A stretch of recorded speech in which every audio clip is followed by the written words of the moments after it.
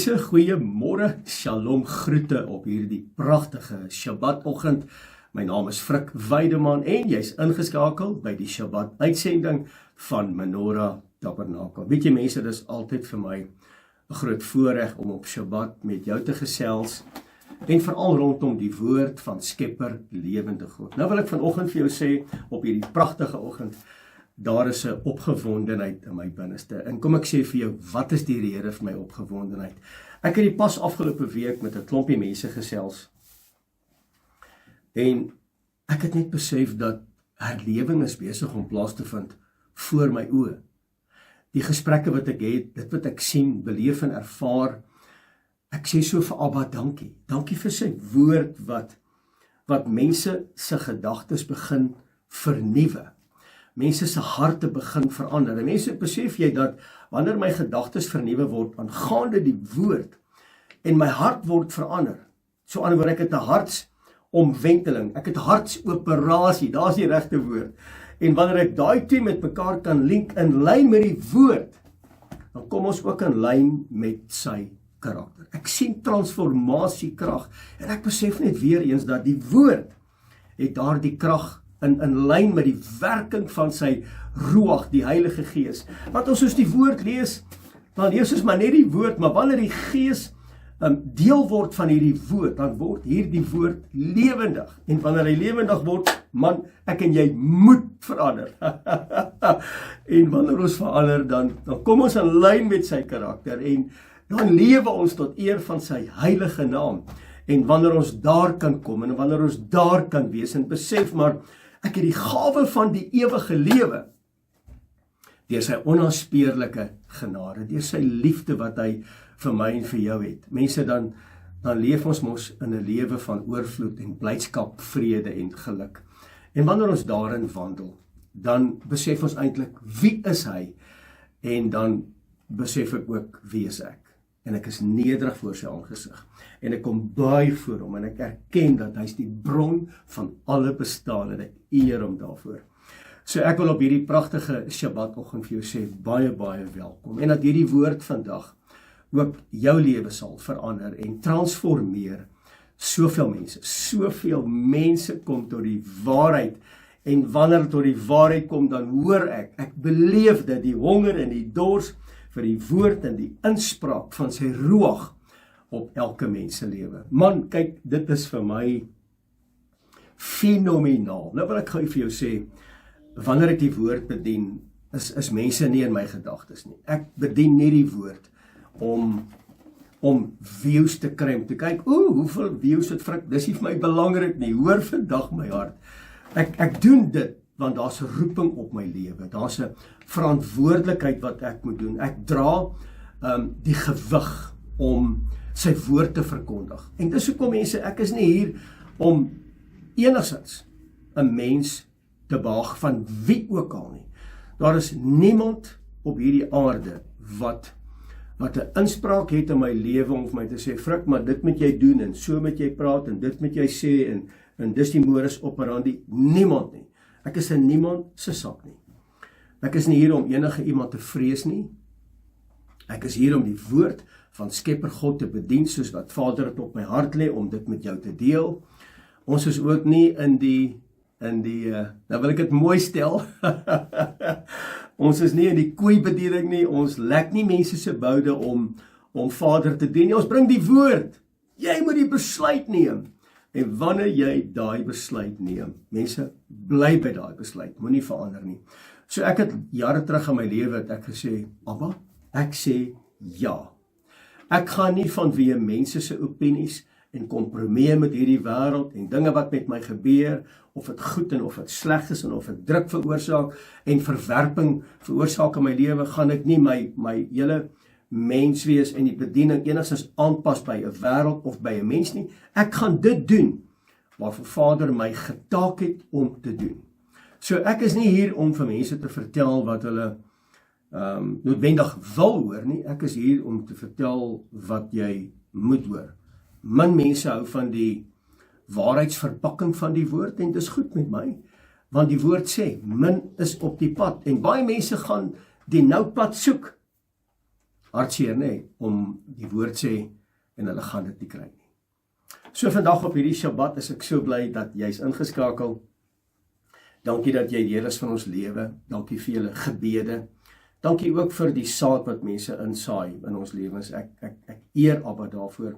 En dat hierdie werk kan voortvloei, sodat mense verander kan word. Mense, ek wil regtig vir jou die getuienis bring om vir jou te sê, soveel mense is besig om te verander. En ek bring die lof en die eer en die aanbidding aan ons hemelse Vader, en hy deel nie sy eer met geen mens nie.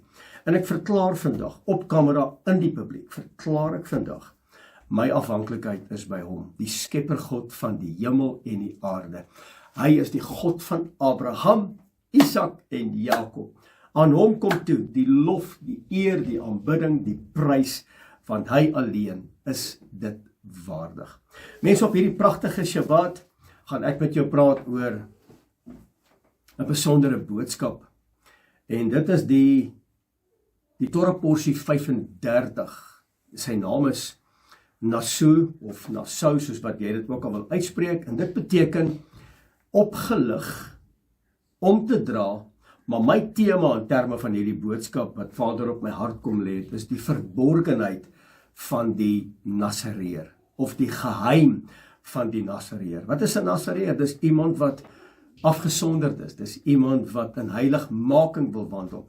Daar's spesifieke kategorieë. En ons gaan so 'n bietjie vandag daarna kyk. Mense, dis belangrik dat ek en jy moet weet, en ek het dit in een van my boodskappe, het ek dit genoem, ek en jy kan nie emosionele Christene wees nie. Ja, daar kom tye wanneer ons huil, en waar ons hartseer is, en waar ons alleen voel, dit is so.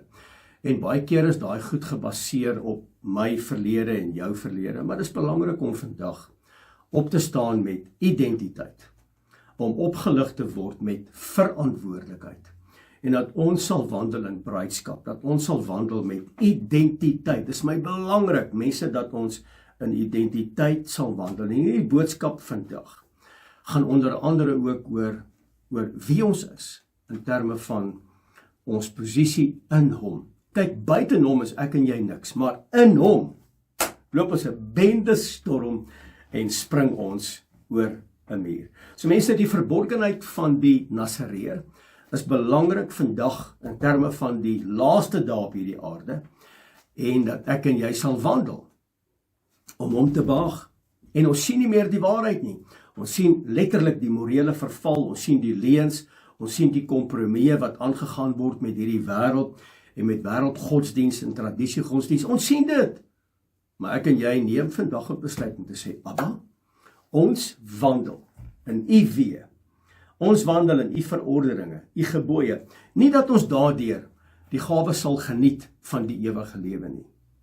Mense, ons doen dit omdat ons vir hom lief is, vanweë die prys wat hy vir my en vir jou betaal het. Dis genade. Die genade het ek en jy nie nodig om enigstens iets te doen nie. Dis 'n vrye gawe, dis 'n geskenk, en daardeur is my sondes afgewas deur die bloed van die lam. En nou moet ek wandel in heiligmaking. Ek wil nie weer daai sondes op my neem nie. Yeshua het die prys betaal op Golgotha. En daardeur, mense, daardeur, die oomblik wanneer ek my oë hier toemaak, vir ewig en vir altyd, weet ek, daar's 'n verwagting om vir ewig saam met hom in te woon en te wandel in die strate van die nuwe Jerusalem. En dis ook vandag my gebed vir jou. Kom ons bid saam.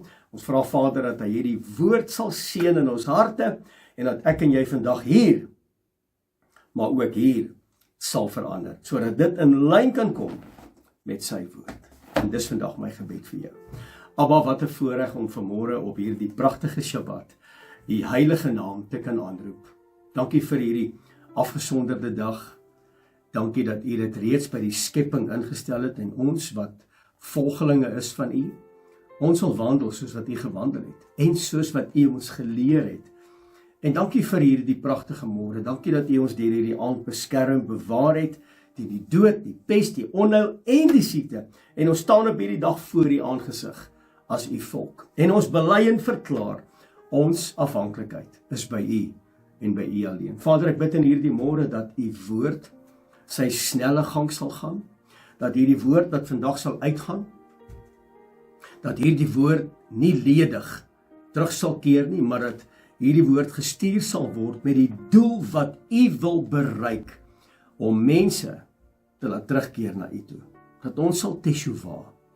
En om te kan teshuvah, Vader, moet ons shama, moet ons luister wat U woord sê, en ons moet begin doen wat U woord van ons verwag. Dis 'n voorreg om vanmôre net te weet, U is met ons. En ons aanbid U. Ons aanbid U vandag, in gees en in waarheid.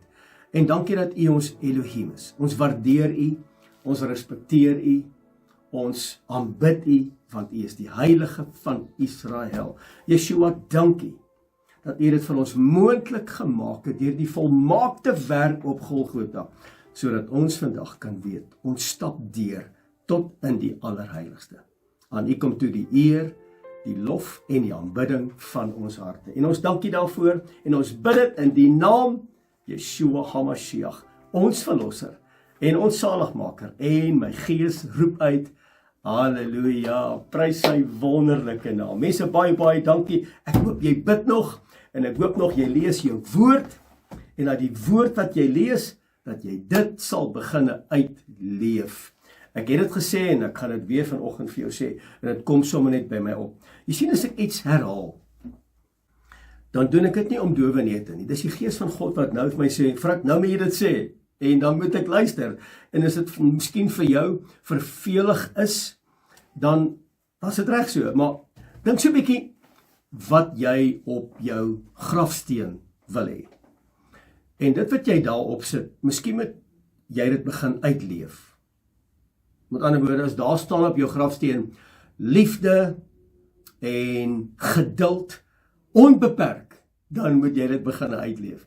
As daar staan, die mees sagmoedigste mense op hierdie aarde, dan moet jy dit vandag begin uitleef. So dit wat ons op ons grafsteen wil hê, kom ons begin dit vandag te leef. Nou ja, vandag is dit die verborgenheid van die Nasareer, Torah porsie 35. Mense, hierdie is my amazing om dit met jou te deel. Weet jy, en ek besef net weer eens, wanneer ons die eerste gedeelte van die woord ken, met ander woorde die eerste 5 boeke, dan begin alles vir ons sin te maak, en dan begin die uitsprake van Yeshua die gesalfde, van Paulus en van Petrus en van Johannes en die boek Openbaring, begin alles dan vir ons sin te maak. En ek wil dit weer sê, dat ons kan byvoorbeeld nie die boek van Galasiërs lees en verstaan, as jy nie die Torah verstaan nie. Dit kan nie. So dis my lekker om die woord te lees. Ek besef vandag, ons is so vers georiënteerde mense. Ek gaan my Bybel vir jou net omdraai. Kan jy sien daar, ek het nou nie alles gehighlight nie. So wanneer ek dan lees, dan sê ek, hey, ek het hierdie so 3 maande gelede, het ek hierdie gehighlight. Hierdie moet belangrik wees. En wanneer ek dit lees, dan onthou ek net daai. Ons is so vers gedrewe mense. Ons moet eintlik skrif gedrewe mense wees. Ons moet die hele skrif lees. En nie net daai versietjie wat ek onderstreep het. Ek dink dit is belangrik om elke 3de jaar, dan koop jy vir jou vars nuwe Bybel waar daar niks ingeskryf is nie. En dan begin jy weer voor en dan lees ons weer die woord. En op so 'n manier, dan lees ons weer die hele woord in konteks en dan verstaan ons dit. Mense, ons leef in 'n tyd, belangrik, waar baie mense die vuur wil hê, met ander woorde die inspraak van Ruach, die Heilige Gees. Mense wil gedoop word met die Heilige Gees. Mense wil die gawes geniet van die Heilige Gees. Hulle verlang daarna, hulle vas, hulle bid, en veral oor die periode van Shavuot.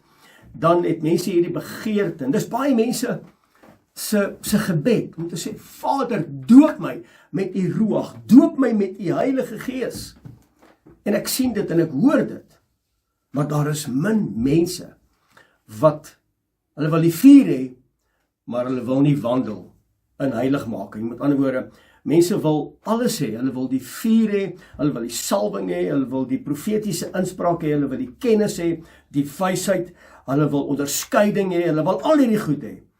Maar hulle wil nie wandel in die verantwoordelikheid om heilig te lewe nie. Ons wil die krag hê, ons wil die salwing hê, ons wil die profetiese woorde hê, ons wil die guns geniet, ons wil die deurbrake geniet wat die woord van praat, maar min mense, en as jy vandag 'n pen en papier by, dan skryf jy hierdie neer, min mense wil sterf aan hulle self. En ek wil dit vandag sê, baie keer in my eie lewe moet ek uit die pad uitkom, want ek is soms in my eie pad, dat ek die salwing en die guns en die inspraak van die Heilige Gees nie op my lewe het nie, want ek is in die pad, want ons raak te groot in onsself, ons raak te belangrik in onsself, en min mense, en ek gaan dit weer sê, wil nie die verantwoordelikheid dra nie. Nou wat ek nou vir jou sê is belangrik, ons wil die Gees van God, wil ons hê op ons lewens. Ek moet kan onderskei tussen lig en donker, reg en verkeerd, regverdig, onregverdig, geregtig of ongeregtig. In 'n oomblik wil ek daai gawe hê. En ek wil nie die verantwoordelikheid hê om te wandel om 'n afgesonderde man en vrou te wees nie. Met ander woorde, ek wil nie die gewig dra van verantwoordelikheid in terme van sy teenwoordigheid op my lewe nie. Mense, kan ek gou vandag vir jou sê, as ek en jy bid vir sy teenwoordigheid op ons lewens, dan dra ons die gewig van sy presence, die gewig van sy teenwoordigheid, en ek en jy moet dit gaan uitleef. So ons wil opgelig word. En wanneer ons opgelig wil word deur sy ruach, deur die woord, deur sy teenwoordigheid, moet ons ook die gewig kan dra van wat daarmee gepaard gaan om heilig te leef en om hom te behaag elke dag van ons lewens. En dis verantwoordelikheid. En min mense wil dit dra. En by vandag se Torah porsie beteken dit om opgelig te word, maar ook om die verantwoordelikheid daarmee saam te neem. En ongelukkig, baie hartseer wil mense dit nie dra nie. So mense, kan jy sien, dis belangrik dat wanneer ons opgelig word, veral deur die Heilige Gees en deur die woord, dat ons ook die verantwoordelikheid daarmee saam sal neem. En dis baie keer ook in die sekulêre wêreld, nee, wanneer iemand byvoorbeeld bevordering kry, of hulle kry 'n aanstelling, dan word hulle opgelig, maar met die opgeligte posisie, wanneer iemand bevorder word, dan kom daar addisionele verantwoordelikhede by. En dis presies hoe die koninkryk van Elohim vandag werk, in 2026, inteendeel nog altyd, maar ons mis dit, want ons is so gefokus op die Nuwe Testament, en ons vergeet van die hele skrif. So die koninkryk van Elohim werk ook so. Jy kan net bevorder word, wanneer jy ook 'n draer wil word van die verantwoordelikheid wat saam met die bevordering gaan. En hartseer om te sê, mense, ons leef vandag in 'n generasie wat, hulle hou van die vuur, hulle hou van die profetiese inslag, hulle hou van die woord, hulle hou van dit wat die woord van hulle sê, maar hulle hou nie daarvan om te wandel in verantwoordelikheid, in heiligmaking of in bruidskap nie. Hulle hou nie daarvan nie. So dis my belangrik dat as ek en jy vandag mekaar in die oë kyk en ons sê vir mekaar, ek wil die teenwoordigheid hê van die lewende God op my lewe. Maar dan moet iemand ook vir my sê, hoor jy, maar dan moet jy ook die gehoorsaamheid daaraan verbonde, moet jy ook kan dra. So ek wil opgelig word, maar ek moet dit ook kan dra. En wanneer ek bereid is om daai verantwoordelikheid en die gehoorsaamheid te dra in my lewe, mense, dan eers kan Vader my verhoog. En baie mense vra vir Vader, Abba, help my, lig my, bevorder my, sit my in daai posisie, neem my na hoër hoogte, dan sê Vader, maar ek wil dit doen vir jou, my kind, maar ek kan nie, want jy is nie tans op die plek waar jy bereid is om die gewig te dra, wanneer ek jou bevorder nie. So hierdie Torah porsie van hierdie week, 35, hoor gege hierso, 35 is natuurlik 3, is die symboolwaarde van verbond, en 5 is genade. So 3 plus 5 gee vir jou 8, en ek verklaar vandag oor jou lewe, 'n nuwe seisoen wat aanbreek, 'n seisoen waar Vader jou wil verhoog, maar jy moet ook bereid wees, en hier is die waarskuwing, om te kan dra. Frik, wat moet ek dra? Nommer 1, gehoorsaamheid. Nommer 2, verantwoordelikheid. Nommer 3, grense. Nommer 4, om jou balans te hou. Met ander woorde, om hom heel eerste te stel in jou lewe. Verklaar vandag 'n nuwe seisoen met die eienskappe van verantwoordelikheid en gehoorsaamheid, sodat ons daarin kan wandel. En wanneer ons hom behaag, deur te shama, deur te luister en te doen, kan ons oplig, want ons is bereid om te dra. Mense, ek hoop dit maak vir jou sin, en dis basies die tema. Dis die tema van hierdie Torah porsie. Die naam Nasu leer ons, by ware verhoging kom net met gewig, wanneer jy bereid is, nommer 1, om te sterf, om te sê, Abba, ek leef nie meer nie. En hier is 'n gevaarlike stelling, maar jy leef nou in my. Salwing wat baie mense voorbid, wat baie mense begeer, salwing kom met verantwoordelikheid. Want die ware vuur van sy Heilige Gees bring reiniging. Mense, ek wil dit net weer beklemtoon. Ek en jy is die tabernakel van Heilige Gees. Die vuur binne in ons, hierdie menorah wat brand binne in ons, is aangesteek nie deur die wêreld nie, nie deur jou nie. Hierdie vuur is aangesteek deur die Ruach, die Heilige Gees, die dag toe ek en jy gedoop word, die dag toe ons skoon gewas is deur die sonde, deur die bloed van die lam, die dag toe ons die inspraak het van Heilige Gees. Daai dag is die Gees van God, daai vuur op my en op jou, is aangesteek uit die hemel uit. Dis 'n heilige vuur. Pas op wat jy inbring in hierdie tabernakel. Pas op. Mense, wie waan dink ek nou? Ek dink nou aan toe die volk uit is uit Egipte uit, nee, hulle het mos 50 dae geloop, en op die 50ste dag, by die berg Sinaï, toe is die uitstort van Heilige Gees, en in Handelinge hoofstuk 2, is die soortgelyke gebeurtenis wat plaasgevind het, in Eksodus 19 en 20, Handelinge 2, en ek besef net dat ek en jy is die tabernakel, maar ons is ook die lopende berge, waarop die Gees kom uitstort het, in die bovertrek. Met ander woorde, die ware vuur bring reiniging in my en in jou lewe. En die groot vraag vandag is, kan jy dit dra, wat Vader besig is, om te verander in jou lewe? Almal wil verander. Almal wil die wil hê van Vader. Almal wil in sy wil leef. En dit is belangrik, en dit is mooi, en dit is reg. En ek waardeer jou hart, dat jy sy wil doen. Maar om in sy wil te wandel, beteken 2 belangrike dinge. Nommer 1, ek moet sterf. Ek kan nie langer laat my wil seevier teenoor sy wil nie. Met ander woorde, mense, ek moet 'n draer wees van sy wil. Ek moet my wil onderwerp aan sy wil, en daarom moet ek sterf. Ek moet toelaat dat sy wil kom manifesteer in hierdie tabernakel. En wanneer ek dit kan doen, is hy besig om iets in my voor te berei, en ek moet dit kan dra. Ek moet dit kan hanteer. Ek moet my verantwoordelikheid opneem om dit te kan doen. Dis nie net 'n walk in the park nie. Mense, hierdie is van kardinale belang. In die hooftekste wat ek en jy die afgelope week gelees het, met betrekking tot hierdie porsie, is natuurlik Numeri hoofstuk 4 tot en met 7, Rigters 13 vanaf vers 2 tot 25, Johannes 7 vers 53 en natuurlik ook Johannes 8 en Handelinge 21. Hierdie Torah porsie staan bekend as die langste Torah porsie van al die Torah porsies. So ons het baie huiswerk gehad om te doen, ons het baie studietyd ingesit in hierdie gedeelte, en ek wil dit so prakties en so eenvoudig moontlik maak vir jou, sodat jy dit kan verstaan. Mense, hoor gou vir my. Hoe groter die roeping in jou lewe, hoe groter word die gewig. Hoe groter word die verantwoordelikheid. Hoe groter die verhoging in jou lewe, hoe groter die verantwoordelikheid.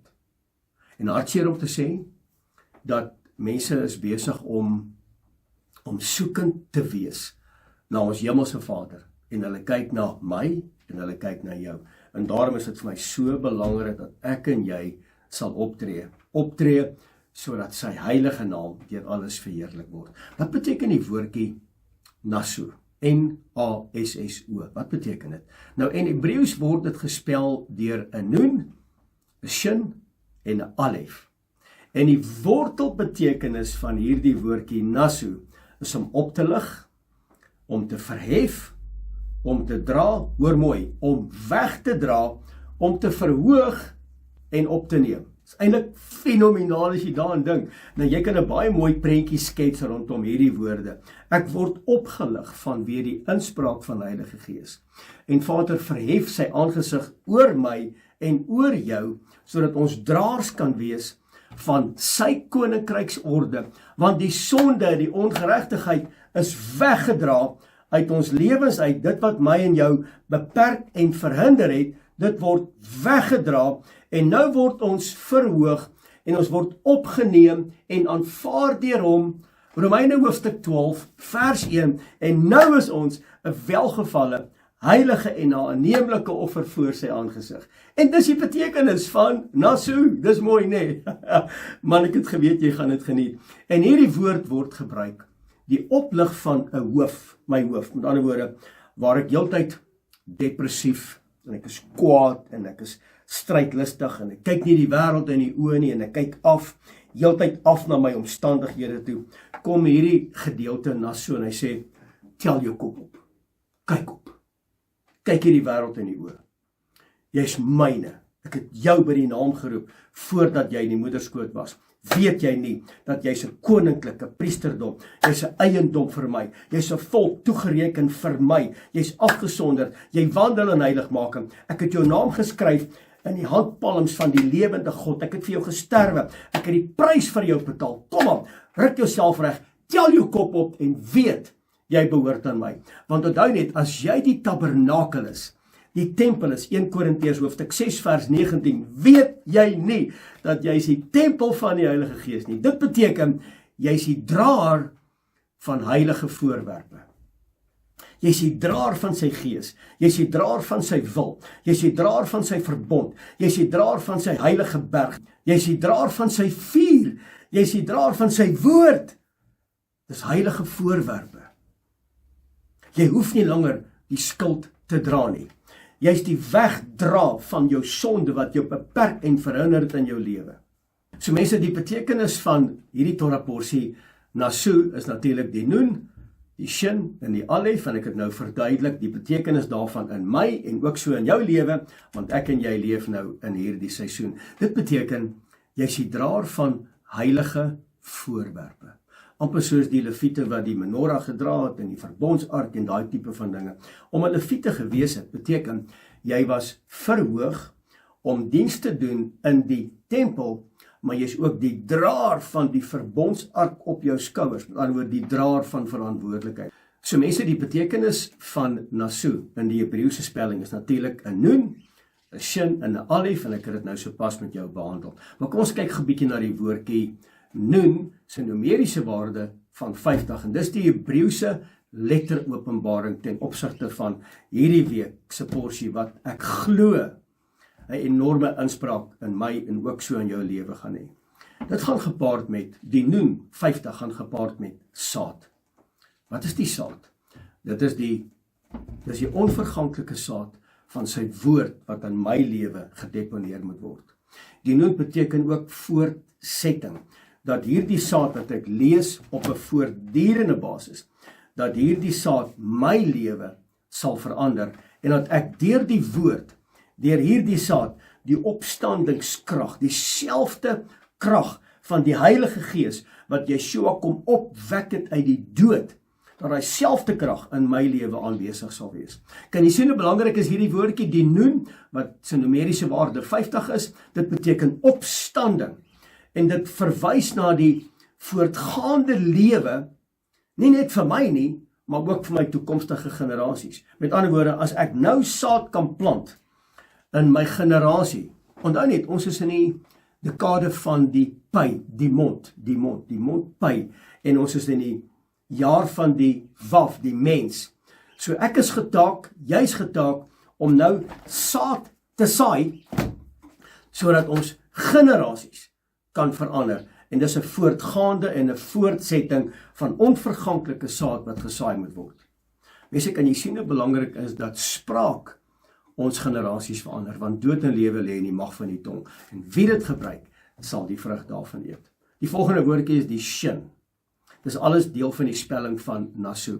Sy waarde is 300. Nou dit beteken vuur, dit beteken vertering, en die teenwoordigheid van Elohim. Onthou net, die teenwoordigheid van Elohim gaan gepaard met 'n verterende vuur. Hy's 'n vuur.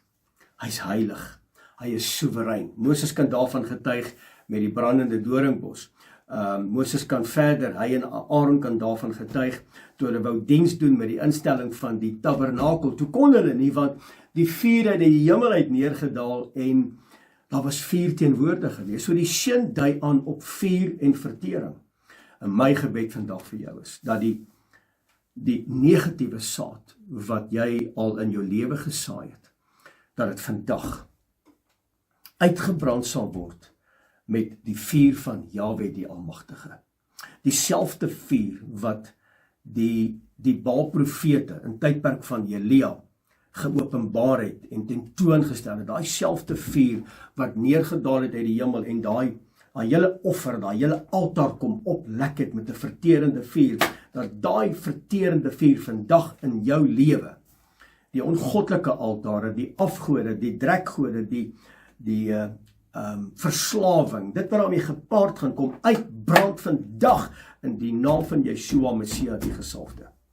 Dis my gebed vandag vir jou. Kan jy sien hoe belangrik is hierdie gedeelte, sodat ek en jy kan staan in sy teenwoordigheid, die vuur van Sinai, die vuur van die menorah en die vuur van sy Ruach, sy Heilige Gees hier binne, sodat hierdie tempel, hierdie tabernakel skoon en rein kan wees voor die aangesig van ons Hemelse Vader. En dan die laaste letter van die woord Nasu is natuurlik die Alef. Nou hy is die eerste, halleluja, hy is die eerste in my lewe, hy is die Alfa, hy is die Omega, hy is die begin, hy is die einde, hy is die eerste, en hy is ook so die laaste. Nou Alef beteken eerste, dit beteken die sterke een, hy is die allerhoogste Elohim, hy is die regeerder van die hemel en die aarde, hy is die skeppergod, hy is Elohim, hy is altyd teenwoordig, hy is allerhoogste, hy is regeerder, hy is skepper, hy is voleinder, waaraan jy kan dink, dit is hy. En die Alef symboliseer oorsprong, met ander woorde, in die begin was die woord, en die woord was by Elohim, en die woord was Elohim, en dit bring eenheid. Mense, die oomblik wanneer daar eenheid is, in my lewe en in jou lewe, in ons huise, in ons huwelike, in ons families, dan is daar salwing, en die salwing breek mos die jukke, is dit nie so nie? En dan die tweede ding is lewe, en die derde ding is seëninge, en dit is Vader self, wanneer hy manifesteer in sy teenwoordigheid, en dis hoekom Shabbat so belangrik is, want ons het te maak met sy gemanifesteerde teenwoordigheid in ons midde. Halleluja! Mense, hierdie goed is my, ek geniet die woord, en ek hoop jy geniet ook die woord. So die numeriese waarde van die naam Nasu is natuurlik 50, 300 en 1, met ander woorde 351. Nou hoor gou, wat is die betekenis van 351? Dit beteken, die mens wat opgelig word deur die vuur van Elohim, bring hom na die een toe wat die vuur veroorsaak het. Halleluja, is dit nie amazing nie? So ek en jy moet toelaat dat ons skoon gewas word in terme van suiwerheid, dat ons kan terugkeer na hom toe, kan teshuva, om terug te keer na die skeppergod van die hemel en die aarde. Is dit nie fenomenaal nie? Maar ek voel sommer, kom ek bid sommer gou vir jou, net daar wees. Vader, ek bid in hierdie pragtige oggend, dat elke man, vrou, seun en dogter nou sal seën. Vader, met die vuur van Jahwe die Almagtige, en dat elke ongoddelike altaar vandag uitgebrand sal word. Elke aspek van vernedering, skuldgevoel, selfhaat, vrees, verwerping. Vader, dat dit vandag uitgebrand word deur die vuur van Jahwe die Almagtige. Dankie dat ek nou weet, U stuur engele, om 'n laar van engele rondom hulle tentwonings op te trek, nou Vader, terwyl ons nou met mekaar praat, dat daar 'n vuurkring sal wees van engele met vlammende swaarde, om ons mense te beskerm. Dat U hulle sal optel, dat U hulle hoofde sal oplig, terug na U toe. Want ons weet, ons verlossing is naby.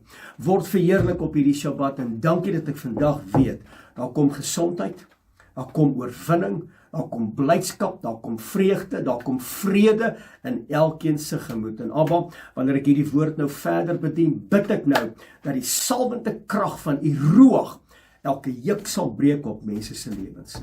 En ek dank U daarvoor, in Yeshua se naam, en my gees roep uit, halleluja, prys sy wonderlike naam. Nou, dis baie belangrik, ware verhoging in 'n mens se lewe kom nie deur 'n mens nie, maar dit kom deur die vuur van Jahwe die Almagtige se teenwoordigheid. Mense, as ek en jy kan besef hoe waardevol en eintlik die ontzag vir sy naam, die ontzag vir sy heerlikheid, vir sy teenwoordigheid, dan word ons verhoog. Nie deur 'n mens nie. 'n Mens kan jou nie verhoog nie. Ek en jy kry bevordering sekulêr, maar wanneer dit in die gees kom, dan vind dit alleenlik plaas. Wanneer hy ons oplig, vind dit plaas deur sy verteenwoordigheid. En ek wil vandag vir jou sê, by hierdie gedeelte, tel jou kop op. Tel jou kop op. Jy het niks meer om voor skaam te wees nie. Ek weet nie hoe lyk jou verlede nie.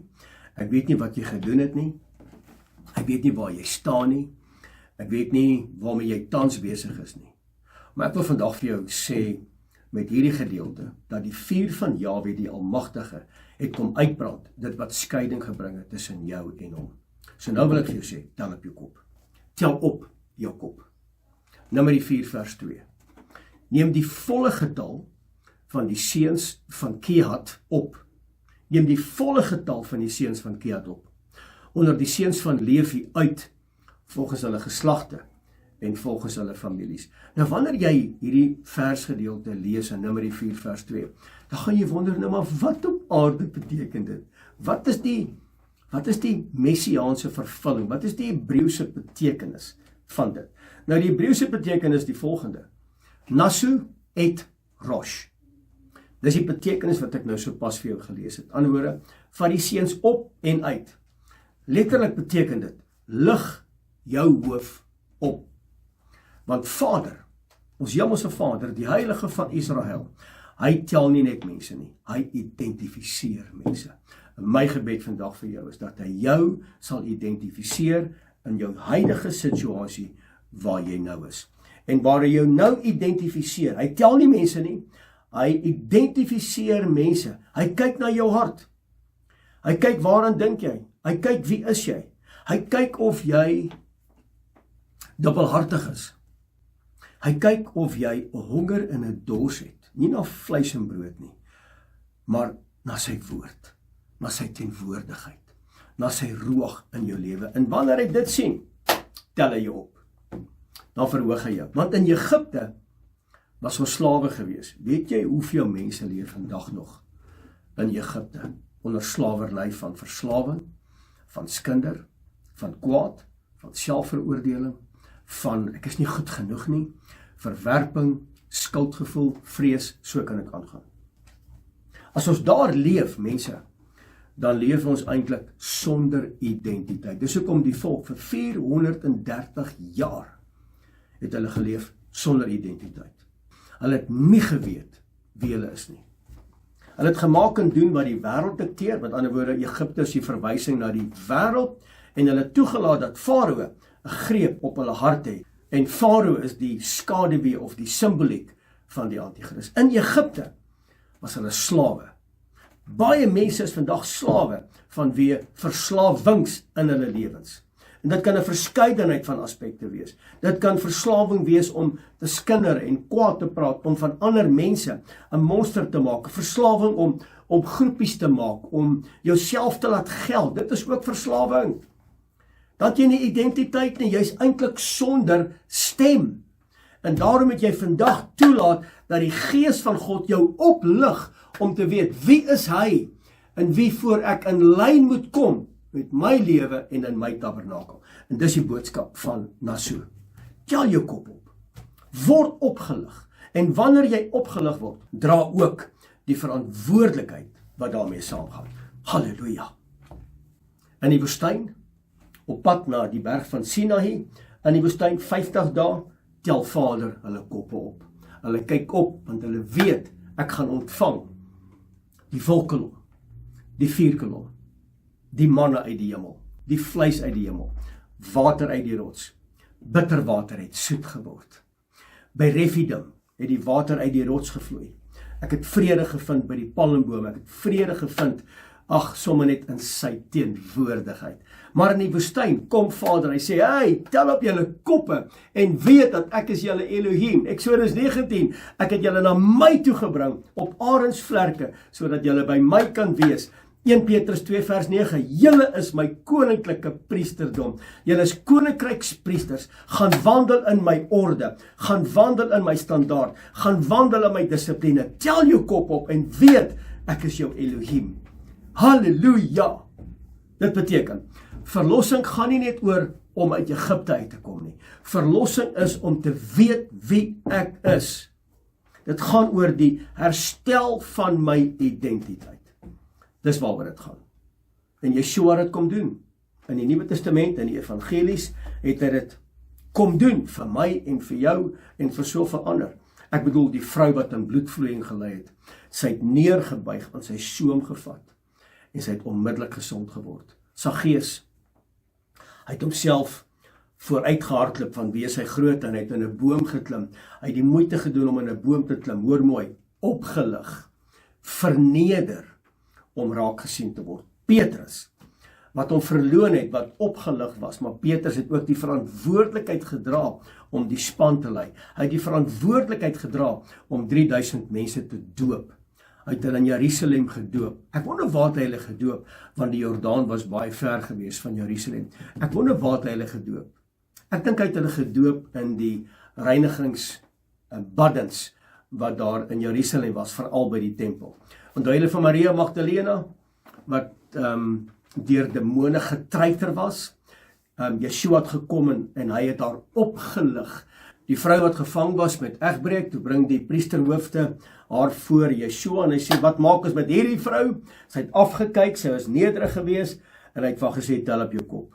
En hy vra vir haar, nadat hy in die grond geskryf het. So waar is hierdie mense wat jou in terme van die wet wou doodgemaak het? Want jy sien, die wêreld druk neer, maar Yeshua kom lig op. Maak vandag die keuse waar jy staan. Hy het in die grond geskryf en hy sê vir haar, vrou, waar is hierdie mense wat jou met klippe wou gegooi het? Waar is hulle? Hulle is weg. In woorde, hy het dit weggedra. Hy het dit weggedra, dit is deel van die Torah porsie Nasu. Hy het haar opgelig en nou gee hy vir haar 'n verantwoordelikheid en hy sê vir haar, gaan sondig nie meer nie. Is dit nie mooi nie? En dis hierdie Torah porsie. En dis presies waar ek en jy vandag is. Halleluja. Mense, ek wil gou met jou praat oor die Lewiete in terme van hierdie geleese gedeelte. Nou die Lewiete was die draers van heilige gewig. So hulle moes die ark onder andere dra, die verbondsark. Hulle moes die menorah dra. Hulle die tafel van toonbrode gedra en dan het hulle die verskillende altare gedra. Dit was hulle posisie. Maar die Lewiet was ook die aardse Lewitiese orde gewees. Vandag, ek en jy, ons wandel nie meer in die Lewitiese orde nie, want uiteraard is daar nie meer 'n tempel nie. So wie is nou die tempel? Ek en jy, ons is die tempel. Kan jy sien hoe belangrik is identiteit? So ek en jy wandel in die koninkryksorde. En wanneer ons dit besef, dan wandel ons ooreenkomstig Hebreërs hoofstuk 6, 7 en 8. Ons wandel in die orde van Melchisedek. En dis 'n ander tipe van orde. Met ander woorde, wat opgelig word, moet eers geleer word om te dra. En dis hoe die koninkryk werk. Maar hartseer, mense, baie van ons wil verhoog word. En dis so, en dis mooi. En dis mooi as jy voel maar, Abba, ek wil meer, daar's meer in u woord vir my weggeberg. En ek weet, daar is potensiaal wat u in my gedeponeer het. En daai potensiaal is nog nie ontgin nie. Dis nog onderontgin. Help my, nommer 1, om u perspektief raak te sien op my lewe, wie ek is, hoe u my wil gebruik, en die potensiaal wat in my gedeponeer is. Abba, help my, rig my, lei my, Gees van God, openbare my, hoe ek hierdie potensiaal en hierdie tabernakel kan ontwikkel, en dat ek in heilige verantwoordelikheid kan wandel voor die aangesig. En dis vir die koninkryksorde werk. Mense, ek en jy leef nie meer in die Lewitiese orde nie. Ek en jy wandel in die koninkryksorde. Ons wandel in die orde van Melchisedek. Nou in die koninkryk werk nie soos in die wêreld nie.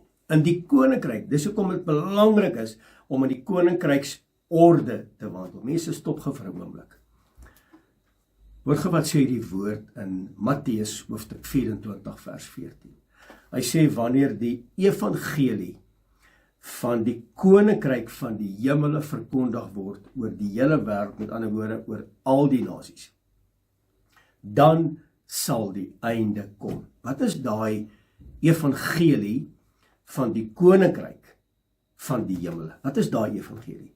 Dit beteken, ek en jy moet koninkryksdraers wees. Dit gaan gepaard met die volgende: identiteit, posisie, seunskap. Dit gaan oor geestelike volwassenheid. Dit handel oor koninkryksheerskappy. En daarom sê Yeshua, hy sê groter dinge sal julle doen as wat ek gedoen het. Hoekom? Want ons het die inspraak van sy ruach. Ons het die genietinge van sy teenwoordigheid heeltyd by ons.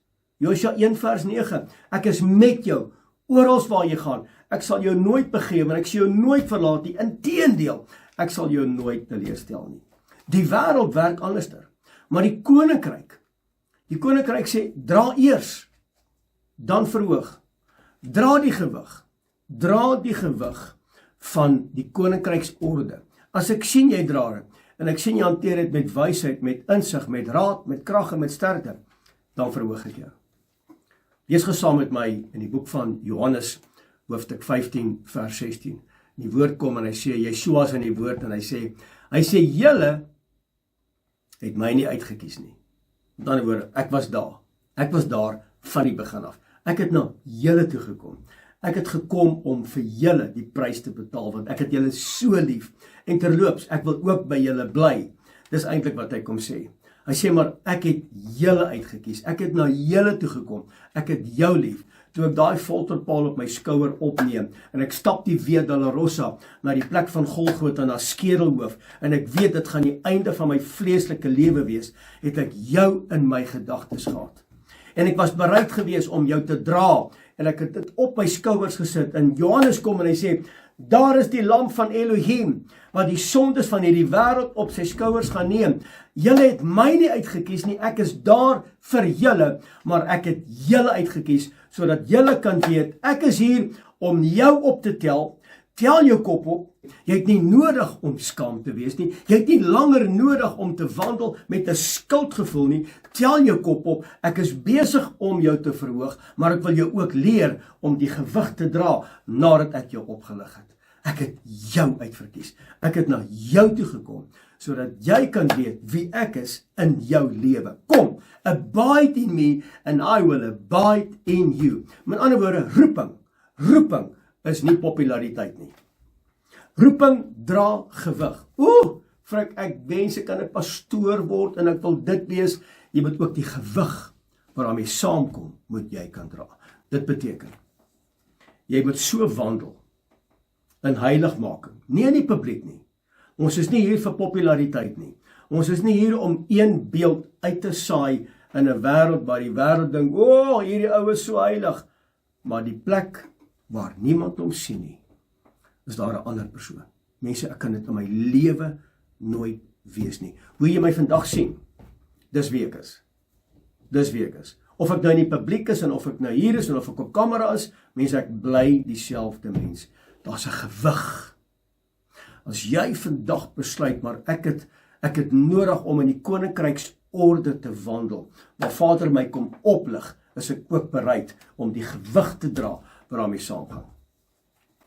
Mense, ek hoop jy kan al verstaan dat wanneer ons die woord lees, en wanneer ons sien in die orde waarin ek en jy moet wandel, in die koninkryksorde, dan gaan dit gepaard met verantwoordelikheid. Dit gaan gepaard met kwaliteitsbesluite wat ek en jy moet neem. Hartseer.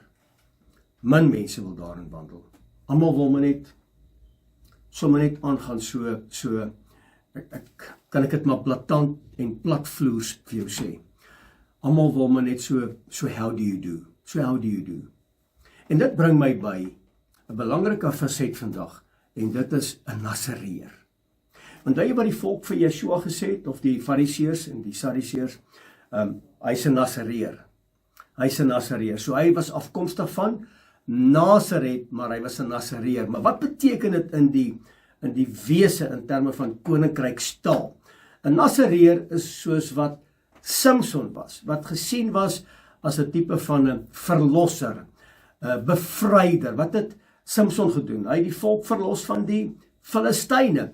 Wat het Gideon gedoen? Hy het die volk verlos van die Midianiete en die Amoriete. Dis wat Gideon gedoen het. So 'n Nasareër is iemand wat afgesonderd is en wat gereed is vir verheffing. Met ander woorde, ek moet 'n lewe wandel van afsondering in terme van 'n Nasareërskap. En dis presies die Nasareër belofte opgeteken in Numeri 6 wat deel is van hierdie gedeelte wat ons nou gelees het. Dit beteken die afgesonderde een, die gekroonde een en die toegewyde een. Afgesonderd beteken ek gaan geen kompromie aan met hierdie wêreld nie. Gekroonde een. Getrou was jy aan die min en oor veel sal ek jou aanstel. Die toegewyde een, dat daar passie, dat daar energie, dat daar entoesiasme sal wees in terme van my en jou roeping in die koninkryk van ons hemelse Vader. Mense, ek en jy het 'n taak. En ons taak is om afgesonder te wandel, om te wandel in heiligmaking. Die woord is duidelik. Hy sê in Hebreërs, hy sê sonder heiligmaking sal julle my nie sien nie. Mense, daar's 3 belangrike reëls ten opsigte van die posisie as 'n Nasareër. Onthou, 'n Nasareër beteken afgesonderd, heilig, geen kompromieë met hierdie wêreld nie. Dis presies wat Yeshua was. Dit is presies wat Samson was tot op 'n stadium. En dit was die belofte, die Nasareër belofte gewees. 3 belangrike reëls. Nommer 1, geen wyn nie. Mense, dit is my belangrik dat ek dit net vinnig met jou hanteer. Geen wyn beteken geen wyn nie.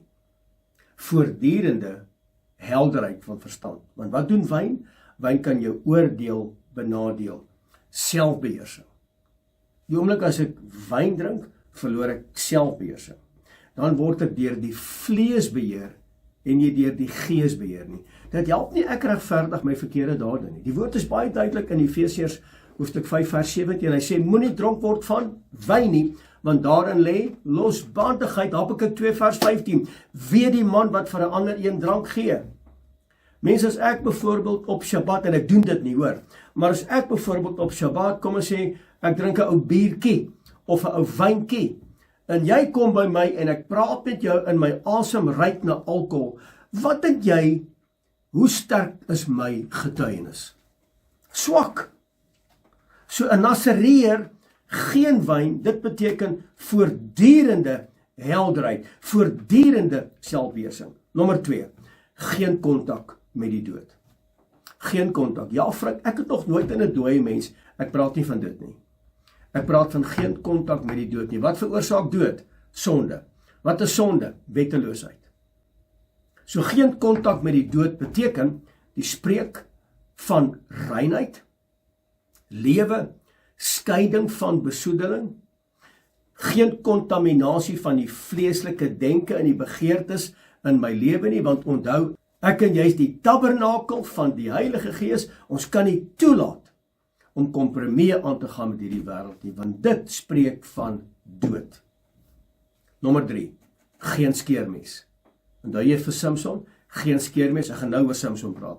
Die hare simboliseer voortdurende toewyding, sigbare afsondering en krag onder die gesag van Elohim. Nou uiteraard, Samson het die posisie gehad in Rigters 13, maar ongelukkig het Samson droog gemaak. So Samson is uiteraard bonatuurlik gebore. Hy was gebore, en dis die belofte wat aan mamma en pappa gemaak was, om afgesonderd te wees, om gesalf te wees, maar Samson was emosioneel onvolwasse. En as ek en jy vandag, en ek wil dit so stel, ek en jy is geroep, ooreenkomstig Jeremia 1 vers 5. Voordat ons in die moederskoot gevorm was, is ek en jy by die naam geroep. Ek en jy is getaak, toegerus om 'n profeet te wees vir hierdie nasies. Ek en jy moet 'n lig wees in 'n donker wêreld. Ek en jy moet hierdie woord gaan uitleef by mense wat gekontamineer is met die dinge van hierdie wêreld, sodat hulle kan uitkom uit Babylon, uitkom uit Moab, uitkom uit Egipte en kan wandel in die koninkryksorde waartoe Vader my en jou geroep het. Dis ons taak. Samson, bonatuurlik gebore, afgesonderd, gesalf, maar hy was emosioneel onvolwasse. En hier lê die waarskuwing in hierdie gedeelte. Jy kan gesalf wees, jy kan kragtig wees, jy kan gebruik word deur Elohim en steeds vleeslik emosioneel. En wanneer jy emosioneel raak, veral met betrekking tot die verlede. Ek is alleen, ek was verwerp, ek was dit, ek was dat. Dan is ons besig om kompromieë aan te gaan met ons verlede en met hierdie wêreld. En die oomblik as ek daarna toe gaan, verloor ek my posisie. Verloor ek my gesag, verloor ek my autoriteit, en dis presies wat met Samson gebeur het. Dit was die tragedie van Samson gewees. En dit bring my vandag by 'n besondere seëninge wat ek oor jou lewe wil uitspreek. En dit is die Aaron blessing, wat opgeteken is in die boek van Numeri, hoofstuk 6, vers 24 tot 26. Maar hoor gou wat sê vers 23. Hy sê, spreek met Aaron en sy seuns en sê, so, hier is die protokol, dis die manier, nie 'n ander manier nie, dis die manier, so moet julle die kinders van Israel seën, hoor net hierdie woord, deur vir hulle te sê. Nou daai woordjie, deur vir hulle te sê, in Hebreëus beteken Amor Lachem. Amor Lachem, en dit word gespel met 'n alef, 'n mem, 'n waf en 'n resh. Nou die waf kom in om te sê, daar is 6 seëninge opgeteken in Numeri, hoofstuk 6, vers 24. Kom ons hanteer dit gou. Nommer 1, ek seën jou. Nommer 2, ek behoed jou. My aangesig skyn oor jou. Nommer 4, genadig. Nommer 5, my aangesig verhef. En nommer 6, vrede. En daai 6 aspekte is deel van Nasu. Kan jy sien? Ek seën jou, ek behoed jou, my aangesig sal skyn, genadig, verhef en vrede. Dit beteken, ek gaan jou oplig, maar jy moet bereid wees om die gewig te dra saam met die bevordering. Mense, in Numeri hoofstuk 6 wat ek nou sopas met jou behandel het, moenie hierdie een verloor nie. Onthou hierdie een vir altyd in jou lewe. Dit gaan gepaard met in die antieke Hebreëse denke, dat wanneer 'n koning sou inkom, en hy stap deur die strate van sy stad, en hy lig sy kop op na iemand toe, dan beteken dit, daai persoon geniet guns, aanvaarding en verbond.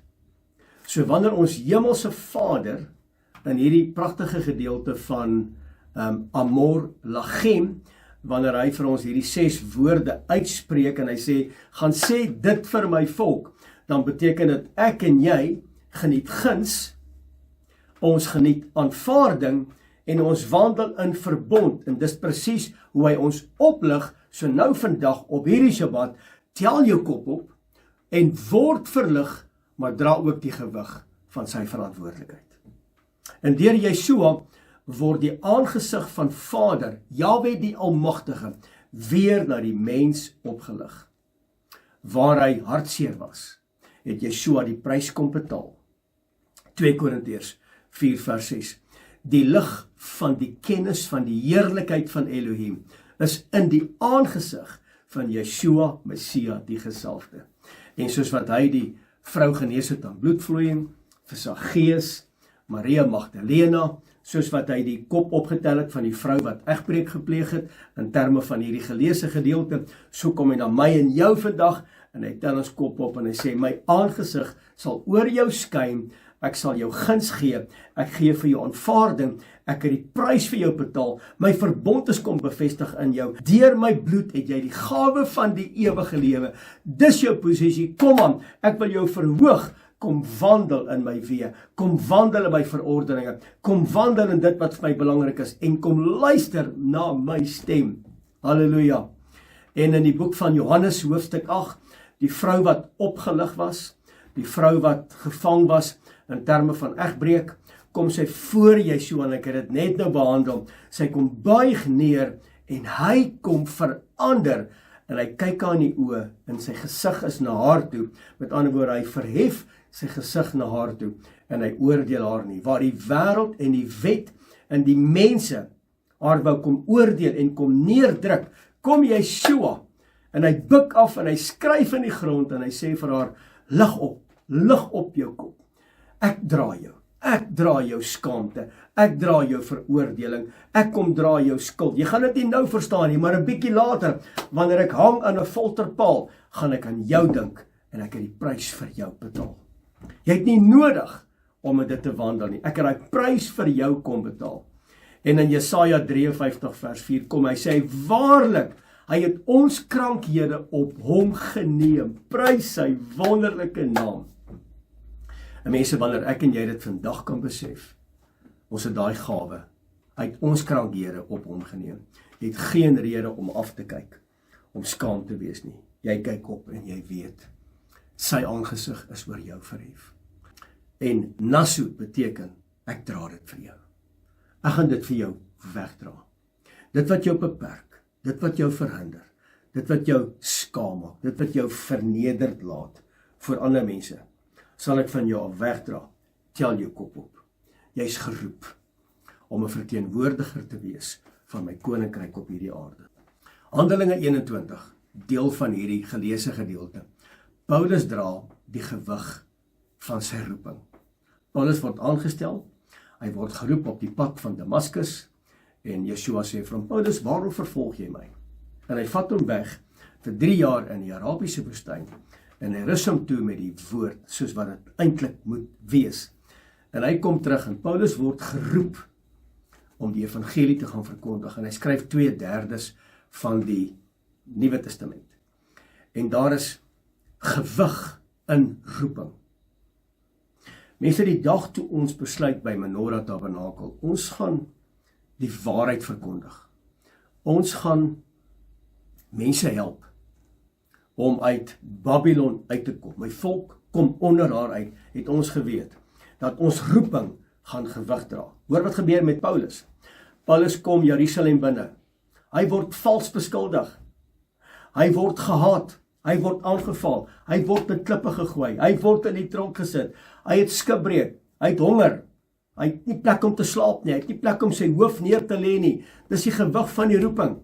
So wanneer Vader jou oplig, in die besluit wat jy vandag gaan neem, ek wil opgelig word, maar ek is bereid om die verantwoordelikheid daarmee saam te dra. En ek neem 'n kwaliteitsbesluit. As ek vandag sê ja, gaan ek môre en oormôre en volgende week en volgende maand en volgende jaar en die volgende dekade gaan ek nog steeds sê ja, want my roeping dra gewig. Die oomblik wanneer Vader jou oplig en hy roep jou, moet jy weet, teenstand word ook opgelig. En daarom kom Yeshua in Matteus 5 en hy sê, julle gaan ter wille van my naam, gaan julle gehaat word. Is jy nog steeds bereid om die gewig te dra? Ter wille van my naam gaan julle beskuldig word. Julle gaan oorgegee word. Julle gaan benadeel word. Julle gaan verneder word. Julle gaan geetiketeer word. Jy moet dit vandag weet. Is jy bereid om hierdie pad te loop? Ek gaan jou oplig. Dis so, want ek sien jou hart is mooi, en ek wil hê jy moet wandel in die koninkryksorde, maar een ding moet jy weet, teestand gaan ook opgelig word. En dan moet jy verstaan dat Yeshua kom en hy sê, want die verhoogde roeping bring ook verhoogde oorlog. En Yeshua is die ware, hy is die ware Leviet, hy is die ware Nasareer, hy is die ware draer van sonde, hy is die ware hoëpriester, hy is die een wat verhoog is tot in alle ewigheid, en ek en jy resorteer onder sy gesag. En in die boek van Johannes hoofstuk 12, kom ek lees vir jou 3 verse, vanaf vers 31 tot 33. As jy die woord het, lees gesaam met my. Hy sê, nou is dit die oordeel van hierdie wêreld. Nou sal die owerste van hierdie wêreld buitentoe gedryf word. Wie is dit? Dit is Satan. Vers 32. En ek, Yeshua sê, en ek, As ek van hierdie aarde verhoog word, sal almal na my toe trek. Vers 33. En dit het hy gesê om aan te dui hoedanige dood hy sou sterwe. Kom ons fokus gou op hierdie woordjie. En ek, as ek van hierdie aarde verhoog word, dit beteken, die dag wanneer ek in hierdie folterpaal hang, terwille van julle oortredinge, want deur sy krankhede het hy die sondes en die krankhede op hom geneem. Met ander woorde, die folterpaal is die betekenis van die vernedering deur die wêreld, maar die verhoging in die koninkryk. Halleluja. En wanneer ek en jy vandag bereid is om opgelig te word, moet ons eers sterf. Ons moet eers sterf. En wanneer ek en jy bereid is om die self te kruisig, dan word ons verhoog in die koninkryk. Nie andersom nie. Filippense hoofstuk 2 vers 8 tot 9. Hy, Yeshua HaMashiach, die gesalfde, het homself verneder. Hoor mooi. Daarom het Jahwe die Almagtige hom uitermate verhoog. En daai uitermate verhoog kan jy gaan oplees in Daniël hoofstuk 7. Gaan lees sommer die hele gedeelte. En daar kan jy sien hoe hy uitermate verhoog is. Mense, die profetiese woord wat ek vandag vir jou wil gee, in terme van die eindtyd, met betrekking tot hierdie boodskap, Nassau, hoor gaan mooi. Jahwe die Almagtige is besig vandag. En dis 'n eindtyd boodskap, dis 'n eindtyd profesie. Hy's besig om my en jou voor te berei. Hy's besig om ons op te lig, sodat ek en jy die ambassade kan wees op hierdie wêreld om hemel te verteenwoordig.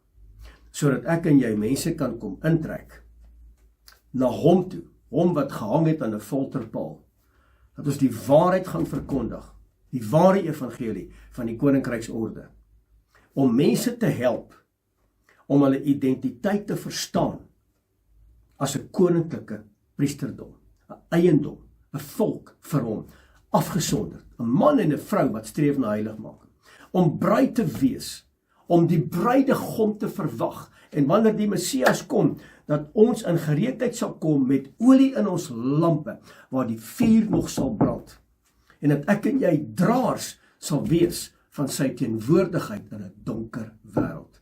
Dit is opgelig, maar dit dra verantwoordelikheid. Mense, kan jy sien dat ek en jy leef in terme van hierdie gedeelte, wat ons vandag gelees het, tot Apostel 35 na so. Kan jy sien, hoe word dit gekonnekteer met eindtyd? Die seisoen waarin ek en jy leef. Ons kan nie verhoog word, en baie mense begeer dit, sonder karakter nie.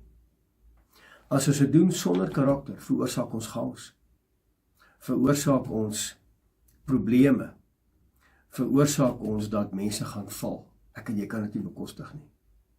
Ons moet die koninkryk heel eerste plaas en gaan besef, waar skiet ek tekort? Hoe lyk my posisie? Waarmee is ek besig? Want speeltyd is uitgeloop. Die uurglas is leeg. Ek soek in hierdie dae, Vader se woorde, ek soek in hierdie dae mense, ware aanbidders wat my sal aanbid in gees en in waarheid. Dat die ruach, die waarheid aan my sal openbaar van sy woord, en dat ek hierdie waarheid sal gaan uitspreek, want ek is sy tabernakel, ek is die waf, ek is die konnektor op aarde, wat hemel moet afbring aarde toe, sodat Vader ons kan oplig om die verantwoordelikheid te dra, en dat sy naam in ere herstel sal word, dat hierdie wêreld hom weer sal vrees, want hy is die heilige van Israel. Die groot vraag vandag is, wil jy net verhoog word? Of kan jy ook dra dit wat saam met die verhoging kom? Wat is jou antwoord? Wil jy net die salwing hê? Wil jy net die vuur hê? Wil jy die gawes hê? Waarmee gepaard gaan, wanneer die gees van die lewende God op ons uitgestort word? Wil jy dit hê? Verlang jy na 'n profetiese uitspraak? Nee. Verlang jy na 'n profetiese gawe? Wil jy kan onderskei, wanneer mense met jou praat, reg of verkeerd? Het jy wysheid nodig? Het jy kennis nodig? Ons almal wil dit hê. Maar as ons dit wil hê, sonder karakter, sonder verantwoordelikheid, sonder om heiligmaking na te streef, sonder om afgesonder te wandel, soos 'n Nasareer, mense maak is 'n groot fout. En dis die vraag vandag. Want die ware koninkryksverhoging kom deur vuur. Dit kom deur afsondering. Dit kom deur sterwe aan myself. Dit kom deur gehoorsaamheid. En dan belangrik om te shama, om te luister en te doen. Mense wat ek nou vir jou gaan sê, en hiermee sluit ek. Nie elkeen wat opgelig wil word, is bereid om te dra nie. So wat is jou antwoord vandag as ek jou in die oë sou kyk om vir jou te vra? Is jy bereid om te dra? Is jy bereid om jou verantwoordelikheid op te neem, om aan te meld vir gehoorsaamheid? Want elkeen wat dra in heiligheid, en elkeen wat vandag hierdie kwaliteitsbesluit wil neem om te dra, hoor vandag vir my, sal Vader kom verhoog in jou lewe. Maar ek en jy moet eers bereid wees om te dra. Die toets lê nie by Vader nie, die toets lê by my en met jou. Onthou net, moenie vergeet nie. Ek en jy is geskep na sy beeld. Ek en jy is sy tabernakel. 1 Korintiërs 3 vers 16. Ek en jy is die draer van sy gees, sy roog. Ons is die draer van sy woord. Ons is ook die draer van sy vuur. Ons is die draer van sy wil. En die oomblik wanneer jy die draer is van dit, en jy neem die verantwoordelikheid saam met dit, om te wandel in sy weë, om hom te waag, elke dag van jou lewe, en jy is bereid om te dra, dis 'n koninkryksorde, dan sal Vader, Jahwe die Almagtige, sal jou oplig. Halleluja. En dis vandag my boodskap aan jou. My vraag is jy bereid om te dra? Is jy bereid om te skyn? Is jy bereid om dit te doen, wat vir Vader welbehaaglik sal wees? Deur jou spraak, deur jou optrede, en jou handel, en jou wandel. Mense, baie dankie, dit was wonderlik geweest, om vandag met jou tyd te gespandeer het, rondom die woord, van Skepper, lewende God. Kom ek en jy, bid saam. Hemelse Vader, baie dankie vir hierdie besondere woord, wat U vandag met ons kom deel het. Vader, dat hierdie woord nie net nog 'n preek sal wees, of 'n lering sal wees nie, maar dat hierdie vandag lewensveranderend sal wees, waar mense gekonfronteer sal word ten opsigte van 'n besluit wat hulle moet neem. Vader, my gebed in hierdie môre op hierdie pragtige Shabbat is dat mense draer sal wees van verantwoordelikheid in die koninkryksorde, en dat jy elkeen in die besonder sal oplig, asseblief Abba, dat hulle sal weet, hulle is geroep vir 'n seisoen soos hierdie. Vader, dis my gebed vanoggend, en dis my roepe vir elke persoon wat ingeskakel was op hierdie kanaal in hierdie tyd geleef. En ek dank U daarvoor, en ek eer U heilige naam vandag vir hierdie Shabbat en hierdie spesiale ontmoeting wat ons het met U en met elkeen wat vandag ingeskakel het. Dis my gebed, Abba, in Yeshua se naam, en my gees roep uit. Halleluja. Mense, baie dankie, dit was wonderlik geweest om weer saam met jou te kuier, en dat hierdie woord regtig waar, miskien moet jy hom weer 'n keer gaan luister, vat jou woord, gaan skryf neer, jou besluite, dat jy tot 'n besluit sal kom. Die dae van wik en weeg is verby, ons kan nie draadsitters wees nie, ons moet besluit, of ja, of nee. Ek wil jou seën, ooreenkomstig die boek van Numeri, hoofstuk 6, vers 24, tot en met 27. En die woord sê ons in vers 23, deur dit te sê, ander woorde, deur dit te sê beteken, ek sê dit vir jou, en ander woorde, die koning se aangesig word oor jou verhef, dat jy sy vrede sal ervaar, wat hierdie wêreld nie kan gee nie. Die koning se aangesig, die erekoning, word oor jou geskyn, en hy sal geduldig wees met jou. Hy sal lankmoedig wees met jou. Jou genadig wees in elke area van jou lewe. En nou sê die woord, wanneer ek jou so seën, sal hy afstap van die hemel en jou so seën, sodat jou kop opgelig kan word en dat jy weet, jy's aanneemlik en jy geniet guns van die Skepper God van die hemel en die aarde. Halleluja. Baie dankie van my kant, Frik Weideman. Shabbat Shalom. Shabbat Shalom. Shabbat Shalom. Barech haba b'shem Adonai. Shabbat Shalom. Shabbat Shalom. Tot ons weer samen bid. Shabbat Shalom.